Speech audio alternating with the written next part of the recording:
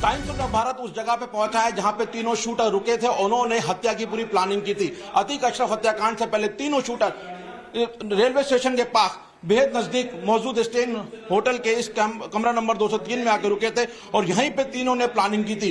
नकली कैमरा, नकली माइक, नकली आई कार्ड इसी कमरे से वो लेकर निकले थे। और ये जो होटल है वो बेहद करीब है कॉल्विन हॉस्पिटल के, यानी यहां से वो लगातार रेकी भी क्या करते थे, नजर रखते थे उस रूट पर जिस रूट पर अतीक और अशरफ जाते थे।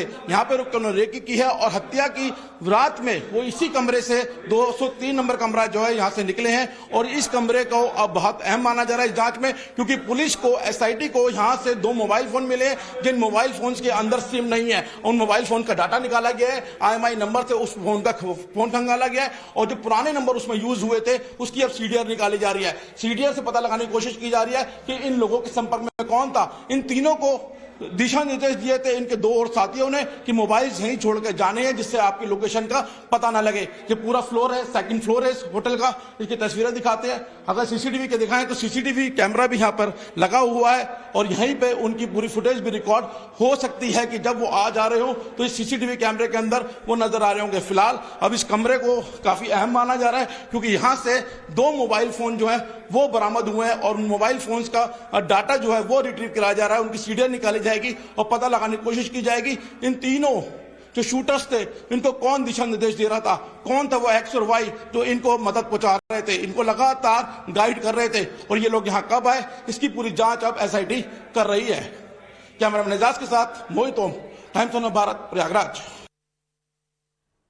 तो मोहित ओम की रिपोर्ट आपने देखी और मोहित हमारे साथ ग्राउंड जीरो से जुड़े भी हुए। मोहित उसी होटल में अभी मौजूद है। मोहित तस्वीरें एक बार फिर से दिखाइए क्योंकि यही वो होटल है जहां पर उन्होंने चेक इन किया था। क्या इस कमरे के अंदर, कमरा नंबर 203 के अंदर अपना कोई सामान भी छोड़ करके गए हैं? क्या कुछ और जानकारी मिली है उनकी चेक इन और चेकआउट्स को लेकर के?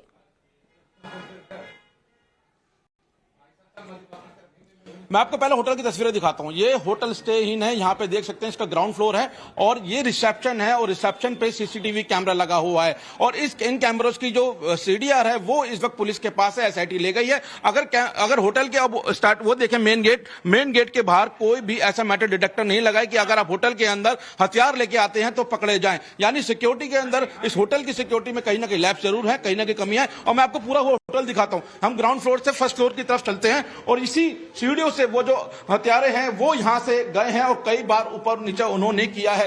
लिफ्ट का सहारा लिया है, इन सीढ़ियों का सहारा लिया है और ये वो होटल है। और आप देखते जाएं, मैं अपने कैमरामैन अयाज से कहूंगा अयाज आगे की तरफ जाएं और सीधा वो पूरा रूट दिखाते जाएं जिस रूट से वो लगातार जो हथियारे थे वो आ जा रहे थे। इन तीनों हथियारों के बारे में बताया जा रहा है कि 13 तारीख को इन्होंने इस होटल के अंदर आए हैं और यहां पर रहकर उन्होंने कमरा नंबर 203 लिया है। ऐसा कमरा जो विंडो साइड था, जहां से रेलवे स्टेशन नजर आ रहा था और ये रेलवे स्टेशन के बेहद नजदीक का होटल है और यहां से बहुत ही कम दूरी पर कॉल्विन हॉस्पिटल है जो जिसके अंदर पूरा हत्याकांड को अंजाम दिया गया था। यहां पे भी सीसीटीवी कैमरा लगा हुआ है और इस कैमरे की फुटेज में भी वो लोग आते जाते हुए नजर आए हैं। इसलिए पुलिस ने सीडीआर जो है उसको अपने कब्जे में ले लिया है। जैसे इस होटल के बारे में पता लगा है, यहां पर इस होटल को सील किया गया, खंगाला गया तो यहां से 2 मोबाइल फोन मिले हैं। उन दोनों मोबाइल फोन के अंदर सिम नहीं थे क्योंकि उनको दिशा निर्देश थे तीनों शूटरों को अपने मोबाइल छोड़ के जाने जिससे आपकी लोकेशन के बारे में पता ना लगे। लेकिन मोबाइल का IMEI नंबर होता है, उस नंबर से पुराना डाटा जो है वो रिट्रीव किया जा रहा है। उसमें तो पुराने नंबर कौन से थे वो पता लगा जा रहा है। उन नंबर की सीडीआर निकाली जा रही है। उस सीडीआर से पता लगेगा कि वो लोग किसके संपर्क में थे। होटल की तस्वीरें देखिए, यही वो होटल है जहां पर वो 3 हत्यारे ठहरे थे। 203 नंबर कमरा है, इसी कमरे के अंदर रुके थे। अब इस कमरे को पुलिस ने लॉक किया है। इस पूरे फ्लोर में अब किसी के आने की परमिशन नहीं है।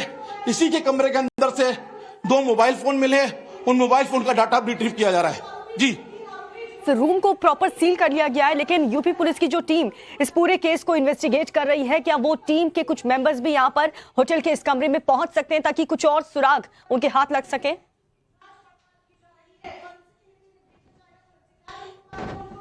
बिल्कुल, देखिए ये कमरा काफी अहम हो गया। इस कमरे को में एफएसएल की टीम पहुंची है, एसआईटी की टीम पहुंची है, पूरा खंगाला गया है, तब 2 मोबाइल फोन मिले। और मोबाइल फोन के जो पुराने नंबर है उनके सीडीआर निकाली जा रही है कि आखिरकार ये लोग किसके संपर्क में थे, क्योंकि लगातार बात आ रही है कि शूटर 3 नहीं थे, 5 लोग थे, यानी 2 सहयोगी उनके और थे। और वो 2 सहयोगी लगातार उनको दिशा निर्देश दे रहे थे। जहां पे हत्या की गई कॉल्विन हॉस्पिटल में, वहां पे भी वो लोग खड़े थे।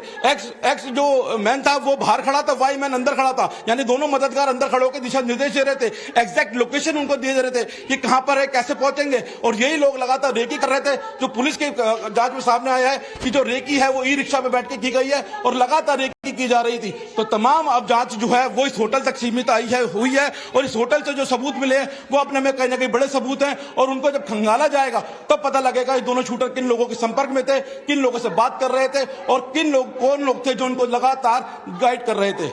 मोहित, होटल के कुछ स्टाफ्स भी आपके आसपास मौजूद है, अगर आप उनसे बात करके कुछ और जानकारियां अगर निकलवा पाए, या फिर उन्हें पुलिस ने मना किया या भी कोई जानकारी किसी के साथ साझा करने के लिए?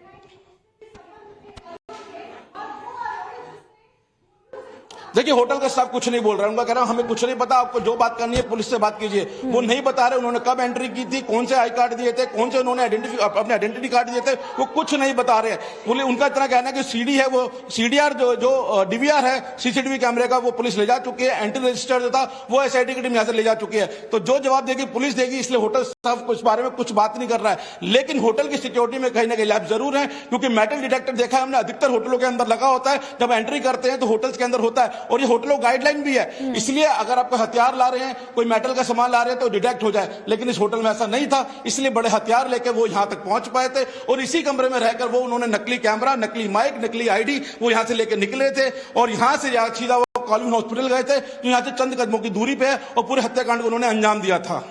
लेकिन मोहित, कब से ये शूटर्स यहाँ पर इस होटल में रह रहे थे, क्या इस बारे में कोई इन्फॉर्मेशन? और जैसा कि आप बता रहे हैं कि ऐसी कोई सुविधा यहाँ पर नहीं थी, तो इतनी बड़ी लापरवाही कि ये लोग अंदर पहुंच जाते हैं और ये सब कुछ प्लानिंग करते हैं, उनके पास वेपन्स भी होते हैं।